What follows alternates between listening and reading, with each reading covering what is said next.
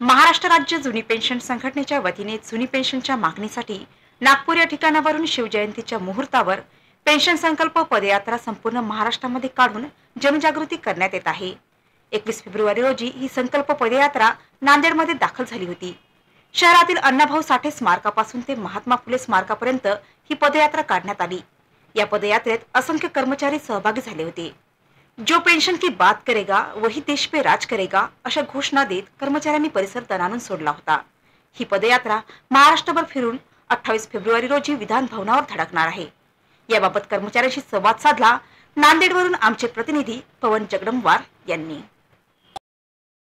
मागणीला घेऊन आज कर्मचारी आक्रमक झाल्याचे दिसून येत आहे। नागपूर ते मुंबई अशी पदयात्रा काढण्यात येत आहे। आज ही पदयात्रा नांदेडमध्ये आलेली आहे आणि नांदेड येथील सर्व कर्मचारी या ठिकाणी जमलेले आहेत। ही पदयात्रा अण्णाभाऊ साठे चौकातून महात्मा फुले पुतळ्यापर्यंत काढण्यात येणार आहे। तिथून ही पुढे लातूरला जाणार आहे। माझ्यासोबत इथे संदीप मस्के सर आहे। सर काय सांगाल, काय मागणी आहे आपली? आज या ठिकाणी महाराष्ट्र राज्याचे महाराष्ट्र जुनी पेन्शन संघटनेचे राज्याध्यक्ष आदरणीय वितेश खांडेकर सर, राज्य सल्लागार आदरणीय दुधे सर, त्याचबरोबर आमचे सोशल मीडिया प्रमुख विनायक चौथे सर, त्याचबरोबर आमच्या जिल्ह्याचे जिल्हाध्यक्ष संतोष शिंदे, आदरणीय Govind Karkile sir, Janardan Kadam sir, Gajanan Patil sir, हे सर्व महाराष्ट्र जुनी पेन्शन संघटनेचे लोकांनी आज संपूर्ण महाराष्ट्राची उपराजधानी नागपूर या ठिकाणून मुंबईची राजधानी मुंबई पर्यंत आमची वोट फॉर ओपीएस पेन्शन संकल्प यात्रा निघालेली आहे।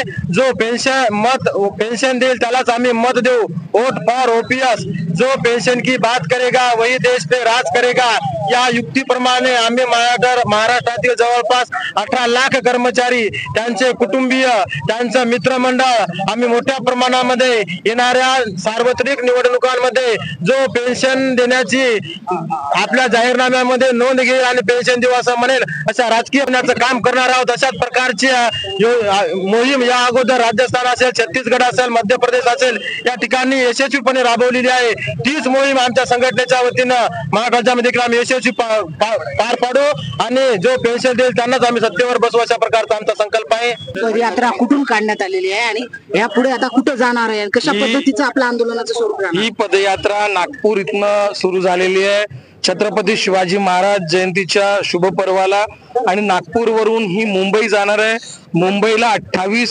फेब्रुवारीला एक मोठं ठिय्या आंदोलन आझाद मैदानावर होणार आहे। आमची मागणी एकच आहे, जुनी पेन्शन योजना लागू करा।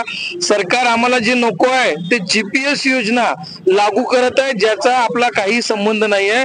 आम्हाला जुनी पेन्शन योजनाच पाहिजे। ज्या पद्धतीनं बाकीच्या राज्यांमध्ये जुनी पेन्शन योजना लागू झाली, आता काही दिवसांपूर्वी सिक्कीम मध्ये छोट्याशा राज्यांनी जुनी पेन्शन योजना आपल्या कर्मचाऱ्यांना दिली आहे, तशीच 1982-84 ची जुनी पेन्शन योजना पाहिजे।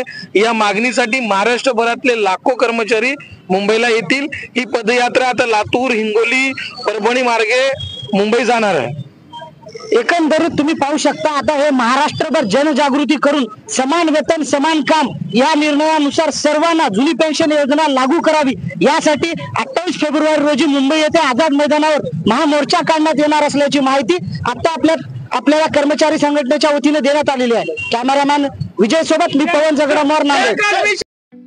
ठळक घडामोडींसाठी देशोन्नती न्यूज चॅनलला सबस्क्राइब करा आणि बेल आयकॉन प्रेस करा।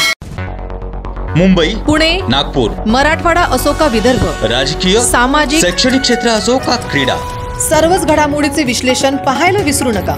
फक्त देशोन्नती न्यूजवर।